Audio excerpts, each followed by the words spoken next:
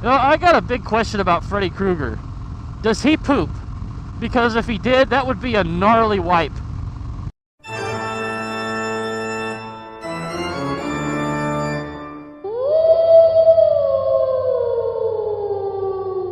Welcome to prime time, bitch! I broke out the leathers for today. Well, just a leather jacket. I don't wear leather pants or chaps. Not into that style. This should be a chilly ride, but it's not like I haven't ridden in this weather before. I mean, 41 degrees to our brothers up north in Canada. This is probably pretty nice. And my helmet is fogging up. Alright, everybody, so we're deep in the swing of fall now, and Halloween season is upon us. So you notice a lot of scary movies are on TV. People got their yards decorated. It's a good time. Halloween, probably one of my favorite holidays. I like it more than Christmas. I like it more than Thanksgiving. I just wish the freaking Walmarts and stores around here wouldn't be breaking out the Christmas trees. I think they had them broke out like a week ago, and I hate that. I don't like breaking out the tree until after Thanksgiving. I actually like Thanksgiving more than Christmas. So when people have their trees out right when Halloween ends, I cringe. But anyway, back to Halloween. So I want to know, leave me comments below, what is your favorite Halloween movie? Actually, let's do it. What are your 3 favorite scary movies? Let's say that. 3 movies you like to watch around Halloween time. And I'll start with mine. We'll go from 3 to 1. Number 3, Stephen King's Pet Sematary. Pet Sematary was released in April of 1989, directed by Mary Lambert. And if you guys haven't seen the movie, a family moves from Chicago to Maine. The father of the family is a doctor, and what they find out is they live right next to a pet cemetery where children used to bury their pets after they've been killed in the road by constantly passing semi-trucks. The cat of the family actually ends up getting run over, and the dad's all set to go bury him in the pet cemetery. Well, the old neighbor says like, oh no, I got a better way. And what he does is he takes the dad of the family beyond the pet cemetery to an old ancient Indian burial ground, which has some sort of superpower that revives the dead. So they take this cat, what seems like a 1,000,000-mile walk. They bury it in this old Indian burial ground, and the cat comes back to life. And then this just starts a whole big chain of events. The son dies, gets hit by a car. The dad digs up his body in the regular cemetery, takes him out to the Indian burial ground. The kid comes back to life, evil. You know, kills a couple of people.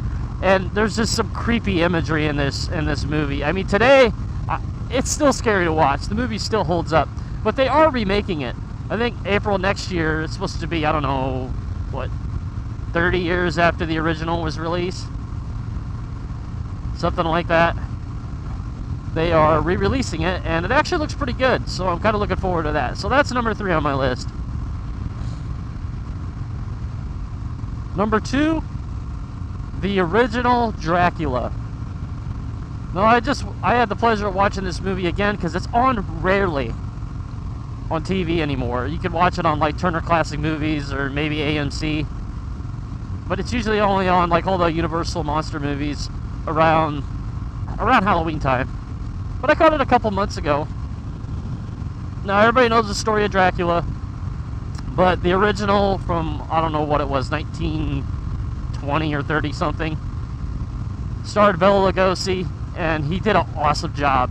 And you know, they knew back in those times how to make stuff scary without jump scares, and they used suspense, which I love in movies, is suspense.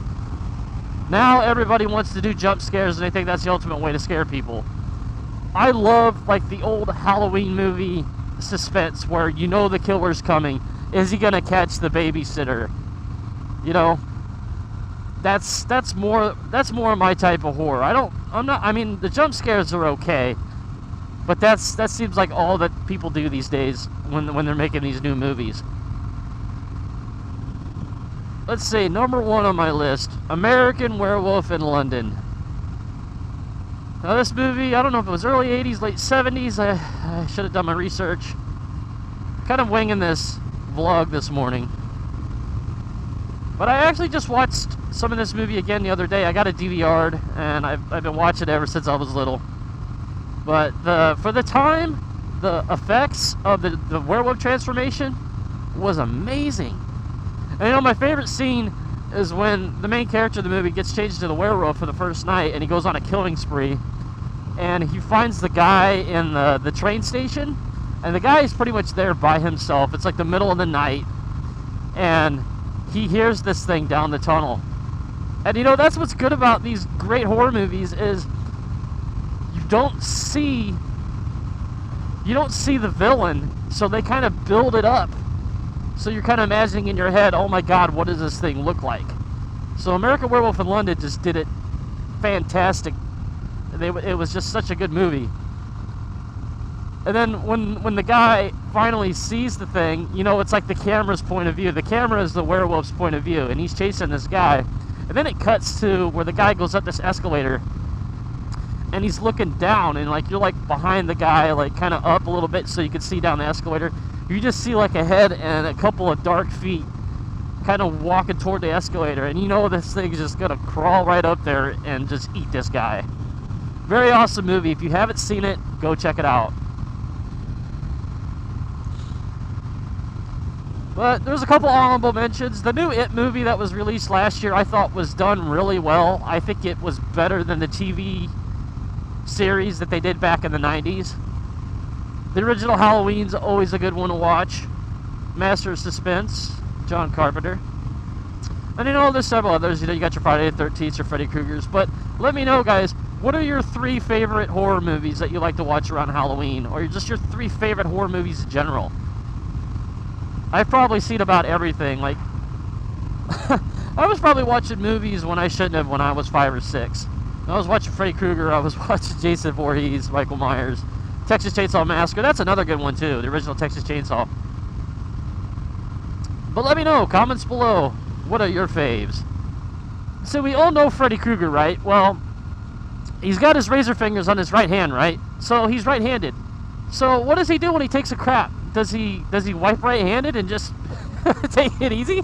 Or does he switch hit? Jason Voorhees, man, that guy, I doubt he even wipes. Well, that's all I've got for this motovlog, you guys.